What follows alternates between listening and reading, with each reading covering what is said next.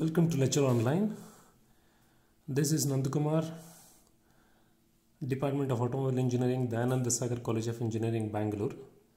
In this video lecture, we will explain you how to solve a numerical on the velocity and acceleration diagram.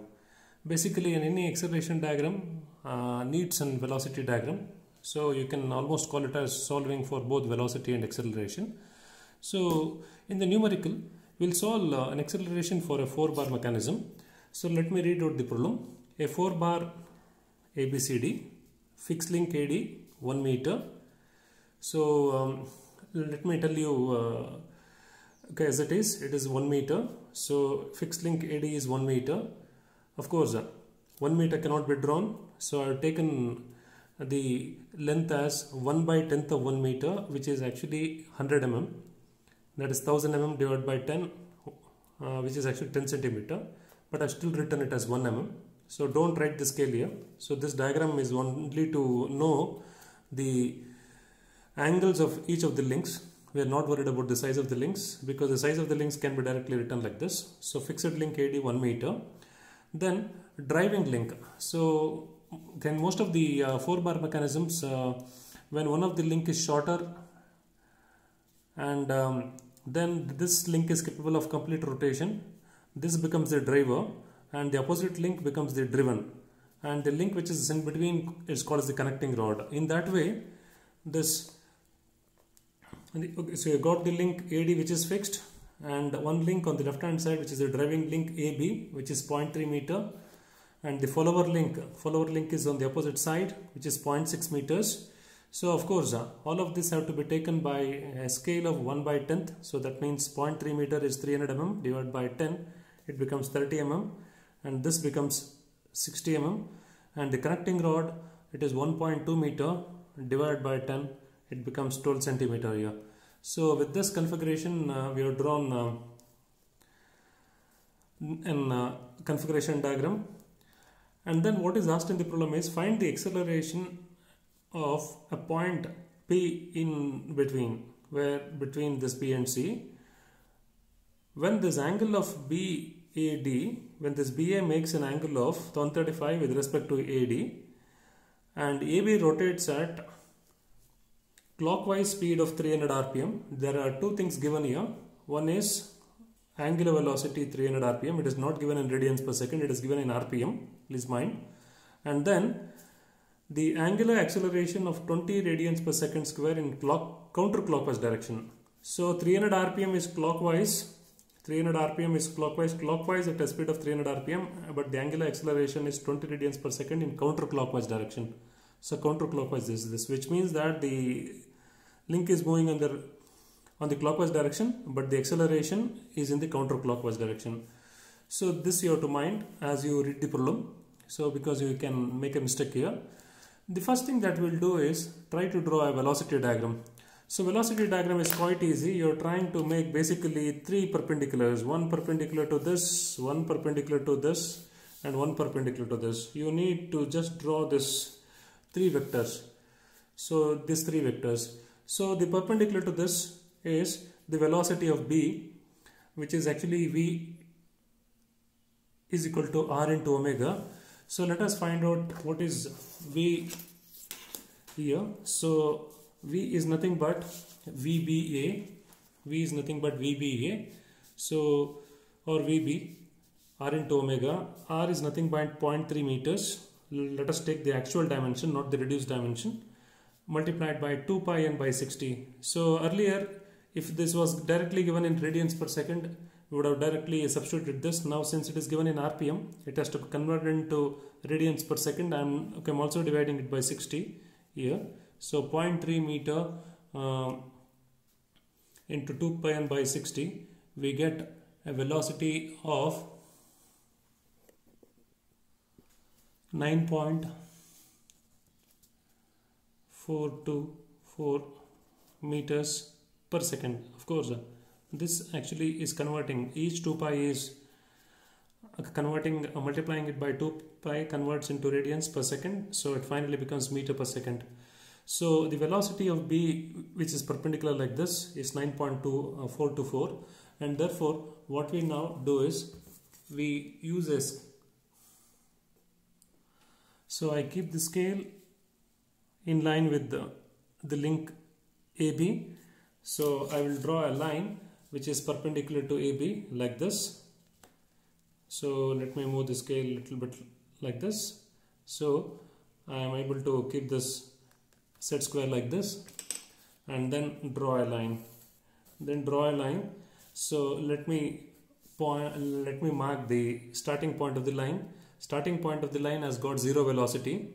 So the 2 points on the 4-bar mechanism which I have got no velocity are the 2 fixed points. So I start with a fixed point here, A and D, which has got 0 velocity, and I have now drawn a vector here. I have drawn a vector which is in line with this, by using this scale and set square. If you got a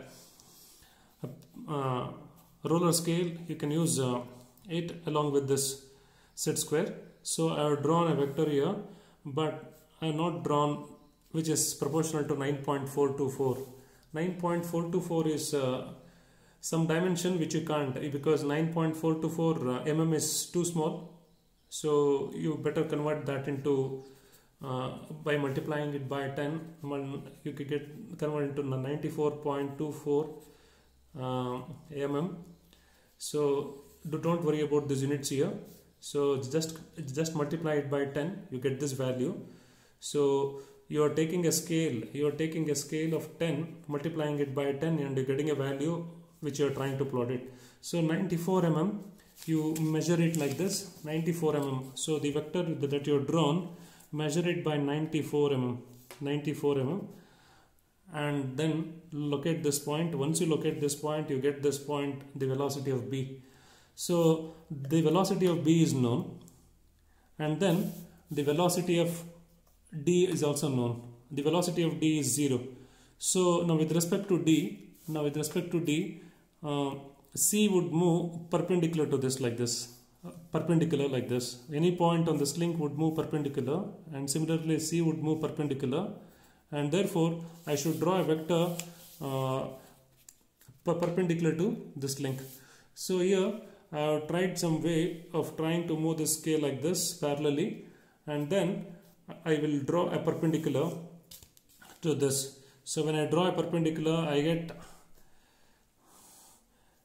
a vector like this starting from D. I draw a line here. Okay, I draw a line, and that line, okay, I don't know the length because I know only the direction here, because angular velocity is not given. It is not given.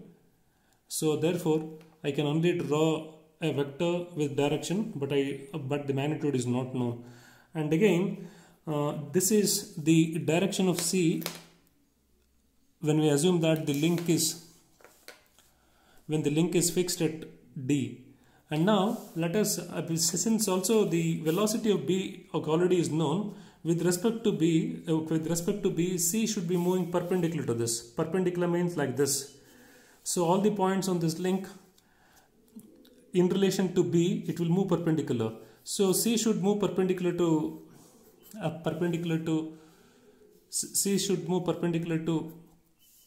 this link, and therefore since the velocity of B is known, with respect to B, C will move perpendicular. So what I will do is I will use the scale. I will use the scale like this, and then I will use the scale like this, and then use a set square here. And since the velocity of B is known to me, here, because it was 9.4 multiplied by 10, so I got this point 94 mm. So I draw a vector. That vector will join this point C.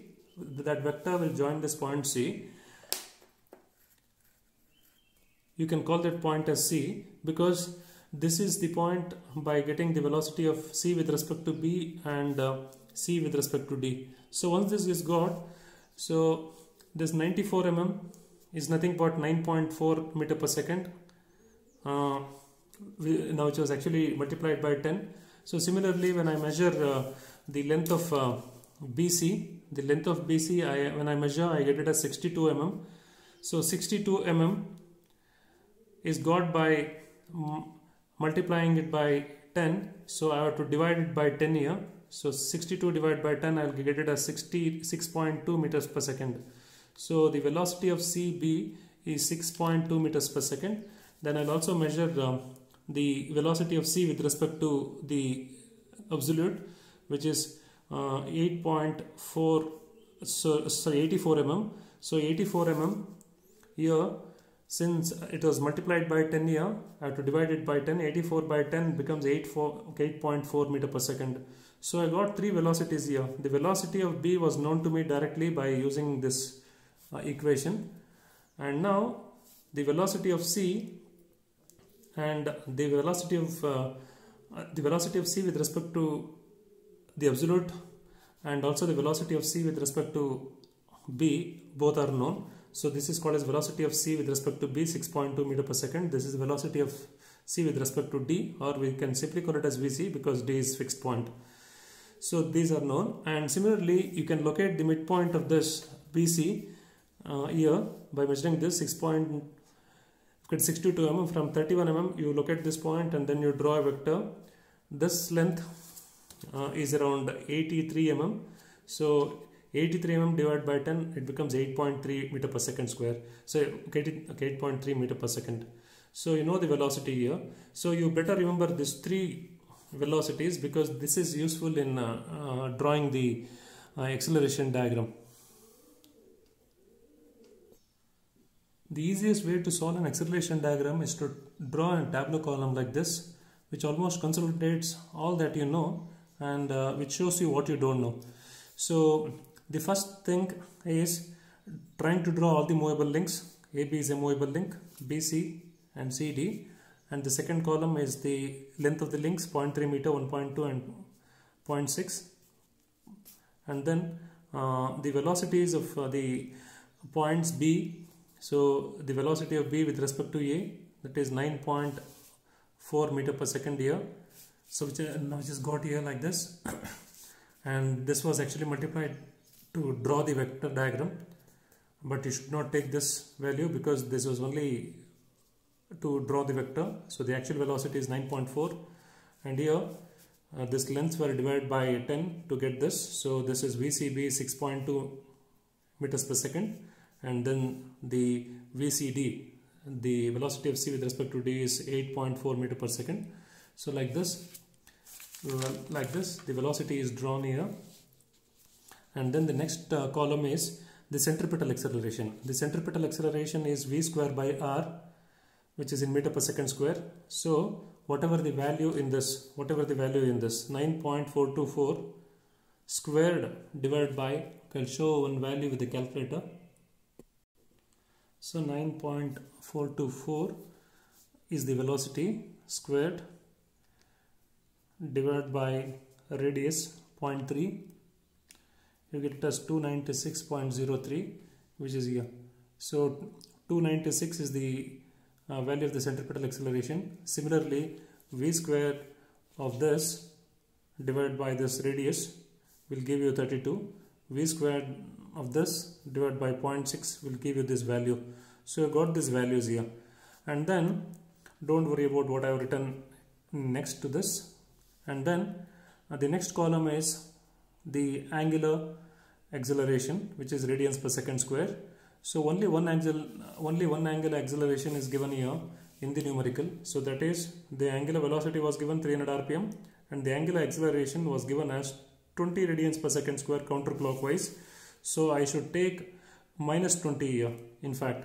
So, but since I can handle it with the direction of the vector, generally people don't do it. So angular acceleration 20 radians per second square. You can write minus here to keep a note that it has to be on the opposite direction.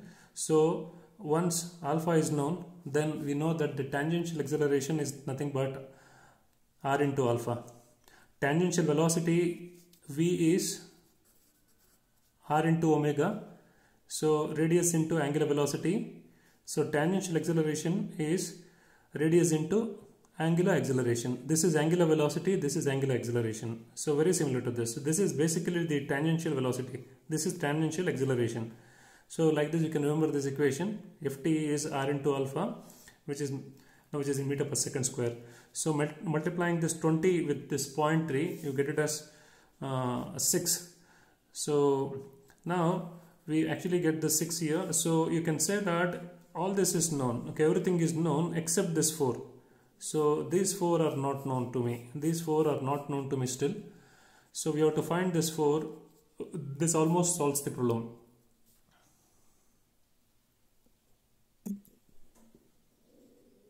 We know that any link which is rotating with an angular velocity omega and angular acceleration alpha will have two things. One is the tangential acceleration Ft is equal to r into alpha, and thus centripetal acceleration, which is v square by r. So there will be two vectors to be drawn for each of the links. One is along the link towards the center of rotation, and other is in the direction of the acceleration, which is perpendicular to the link. So like this, from this tabular column, we understand that the three values of the centripetal acceleration are known: 296, 32 and 118. Of course, we will take a scale to reduce this. 296 mm cannot be drawn, so we will divide by 2, so which is 1.8, which is 148 mm. This is 16 mm, this is 59 mm.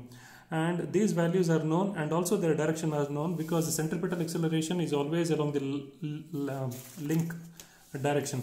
So the direction of the links are known. So the first direction of the link is AB. So parallel to AB. So parallel to AB. So that means you can actually have any method to actually draw a line which is parallel to this, and parallel to this AB, I draw a vector here, and you see this vector is drawn from a point from this, where I start this as zero acceleration, and in the case of velocity diagram, I make it as A and D, but in the case of the acceleration diagram, I'll mark it as A1 D1. So whenever we have a suffix like 1, it understands that it is in this is the acceleration diagram. So parallel to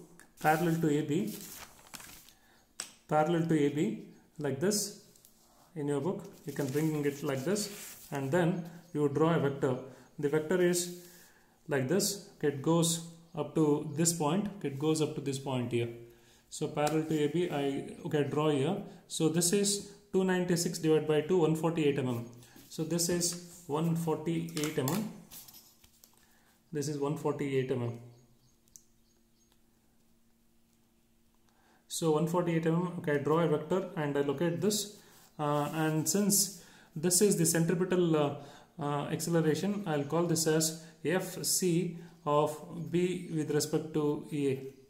B with respect to A. This is centripetal acceleration. And then there is one tangential acceleration. So now the tangential acceleration has to be perpendicular to this. So now with respect to this, the tangential acceleration is known as 6. So here, perpendicular to this link, I will draw a vector, and this acceleration, mind it, so this is the acceleration is counterclockwise. So therefore, from the point where this centripetal acceleration ended, I need to draw a line which is perpendicular to this link here. So use a roller scale or some method of trying to draw it, and draw a vector here. So this vector should have been drawn with a scale of 6 by 2, because everywhere we have taken a scale by dividing it by 2. So this should have been 6 by 2, which is 3 mm, but by mistake I have drawn a vector which is actually 6 mm. So this vector should have been drawn 3 mm. So I think when somebody gives a numerical in the examination, so people should actually see what values they get, and then they should give it. Otherwise it becomes like one vector is too huge, the other vector is too small. So drawn by mistake 6 mm, you assume this is actually 3 mm. So once I draw this, as you understand that the vector addition, suppose if you call this, now from this diagram, if you call this as A, if you call this as B, and one vector is drawn like this, this is the centripetal acceleration, and other is drawn the tangential acceleration, and the final acceleration of this point B is given by this vector. So this vector is the vector sum of the centripetal plus the tangential. So therefore, so this is centripetal, this is tangential, and finally with this I get the point which is the actual acceleration of B. So this gives the acceleration of the point B. So I write it as B1. So once I know B1, then I know that with respect to B, that there is one centripetal acceleration in the direction like this. So here the centripetal acceleration is known by this. So this is the centripetal acceleration of C with respect to B. So the second thing is B here. So the centripetal acceleration of C with respect to B. So okay, it's like this along this line, okay, along this link. So therefore, parallel to this link, you can actually bring a scale like this, and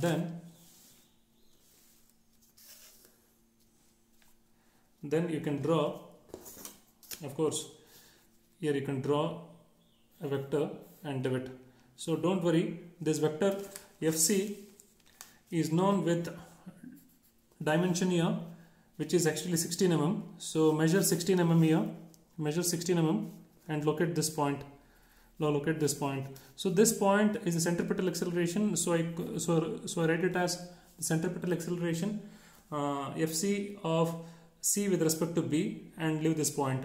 And we know that we always have centripetal acceleration and the tangential acceleration always perpendicular to each other, and therefore the tangential acceleration should be perpendicular to this. So using a set square at this point I will draw a perpendicular like this and leave it. I don't know the length of the perpendicular because this tangential acceleration is not still found out. This is yet to be found out. This value is not known to me right now. So I will simply leave a vector which is perpendicular to this because I don't know the magnitude, and I will leave it. And then okay, after leaving this vector as it is, because okay, of course it's not the vector, it is the direction of the vector simply by drawing the perpendicular. Again I go back to the point D. So here I know that the centripetal acceleration of D with respect to C is known here, that is 118 divided by 2, I get it as 59 mm. So one centripetal acceleration of this D has to be drawn here. So centripetal acceleration means which is always along the line, which is always along the link direction. So the link direction is this, and therefore keeping this moving the roller scale or trying to move the scale parallelly like this, I get a vector like this. I get a vector, draw the vector, and you know that the centripetal acceleration 118 by 2 is 59 mm. So measure 59 mm here, and then locate this point. So this point is showing you the centripetal acceleration of C with respect to D. Locate this point. So here people use different terms like X, Y, Z. Some terms, if you want, you can do that. Otherwise, you can leave it. So this is the centripetal acceleration. You know that the tangential acceleration is always perpendicular to the centripetal acceleration. So you draw a vector like this. You draw a vector which is actually perpendicular to this point, and you see that here you have drawn a vector which is perpendicular. If it goes downwards, it is not going to meet any other vector. If it goes upwards, this is going to meet the vector drawn from here. So when these two vectors meet, so that means this acceleration of C is dependent on the acceleration of C with respect to B and also the acceleration of C with respect to D. So when this centripetal acceleration of C with respect to B and the centripetal acceleration of C with respect to D are both known, and therefore when these two vectors join, that gives the centripetal acceleration. So you can write it as C1. So once this C1 is known, then you got two values here. So what is that? So with this vector, this vector which is now which is here, this is the tangential acceleration of CB. So we had got the centripetal acceleration here by this value here, 32 divided by 216, and now we have got the tangential acceleration. Tangential acceleration is around here 64 mm. Let's see how much it is exactly. This is around 68 mm, guys, and then 68 mm. So we have actually taken all these values by taking a scale 1 by 2, that means dividing it by 2. So 68 mm, sorry, 58 mm. So sorry, this is not 68, this is to be measured. Let me once again check. Guys, I feel I made a mistake here, so that is while writing. So this is 65 mm. 65 mm on this diagram has to be multiplied by 2, which we get it as 130 meters per second square. So this is the tangential acceleration of CB, so which I get it as 130 here, and then the tangential acceleration of C with respect to D itself from this absolute point. From this absolute point, when I measure this, when I measure it, I get it as 50. I get the value as 58 here. So 58 multiplied by 2. So 58 multiplied by 2. So this is actually 58 mm. So 58 mm. This was 65 mm length. 65 mm length. I have written it as 130. 58 mm. I should write it as 116 meters per second square here. So I got these two values which had to be found out. Once I know these tangential accelerations, then I can find out alpha, because this tangential acceleration is nothing but the product of r into alpha. If I want alpha, simply divide this tangential acceleration value which is here, divide by r. So this value 130, divide by r we know in this here, so which is actually 1.2 meter. 1.2 meter. We get it as 108. So this is not 96. This is 108.3 radians per second square. So similarly here 116 divided by 0.6. We get it as 193. So this is 193. This is 193. Sorry guys, 116. Okay, I should have write it here. Sorry. 193 radians per second square. Here it is 116. Here it is 116 itself. Sorry, it's 116 itself. So I write like this by dividing it by r. So I almost got all this table filled. So which means that I got the tangential acceleration, I got the centripetal accelerations, and then what they have asked is the acceleration. When we actually started the problem, we wanted the acceleration of the point which is exactly in between B and C. So B, where is the actual acceleration of B? Actual acceleration of B is given at this point here, at this point, and then the actual acceleration of C is given by this point. So any acceleration in between is given by a line drawn here. So measure this line. The line is around 66 mm. So at a distance of 33 mm, I locate this point. So this is the midway point between B and C. So this point, if I want the absolute acceleration from the 0 point, so I have to draw this vector here. I have to draw a vector here to this point P. So measure this here. So this comes around 114 mm. 114 mm is the actual length here. So all this actually is drawn by taking a scale of dividing it by 2. So here when I actually measure this as 114 mm, 114 mm is the acceleration of point P.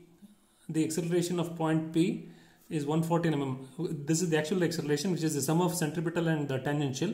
So 114 multiplied by 2 you get it as 228 meter per second square. So you can say that the acceleration of point P is 228 meters per second square by measuring this. So like this, if you wanted any point in between like this, again maybe at a distance of 1/4 of the distance here, then locate this point, and again from B to C locate a distance of, locate the point at 1/4 distance here, and then again from here you can measure the distance here and multiply it by 2. You would get the actual acceleration of that point, any point on this link BC. So this is how you solve a problem. So and whatever is asked, we have actually got it here. In this way you can complete an acceleration problem. Thank you guys. I actually drew all this in advance to reduce the time, otherwise it would go more than 1 hour. Thank you guys.